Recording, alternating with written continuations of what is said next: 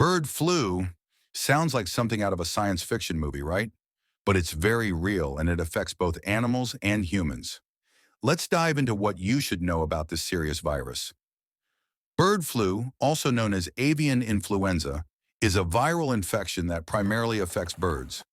It's caused by influenza viruses that normally infect wild birds, and especially waterfowl. But it can spread to domestic poultry like chickens, turkeys, and ducks. In rare cases, it jumps from animals to humans, sparking health concerns worldwide. So, how does it spread?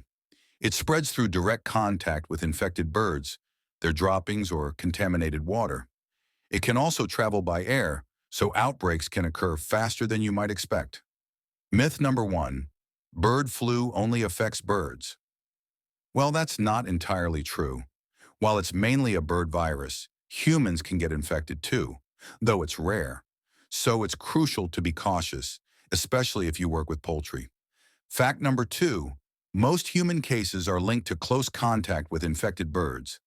That's true. So while it's unlikely you'll catch it just by walking outside, it's safer to avoid handling birds that look sick or are dead. When bird flu does infect humans, it can cause symptoms similar to regular flu: fever, cough, sore throat, and muscle aches.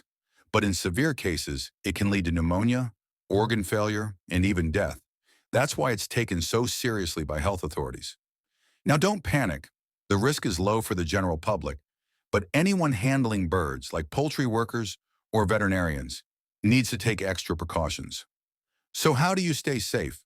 Here are some simple steps to follow. 1. Avoid contact with sick or dead birds. 2. Wash your hands thoroughly after handling birds or their products. 3. Cook poultry to the recommended temperature, 165 degrees Fahrenheit or 74 degrees Celsius, to kill any potential virus. 4. Stay informed about outbreaks in your area, especially if you're traveling to countries with reported cases. Currently, there is no vaccine for bird flu available to the general public.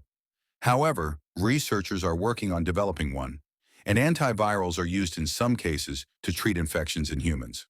But the good news is that bird flu doesn't spread easily from person to person, which makes outbreaks less common. Early detection and precautions help control it. Now here's how you can help. Support organizations that work to prevent the spread of bird flu and help with wildlife conservation. If you're a bird enthusiast or a farmer, follow safety guidelines and help protect both animals and people.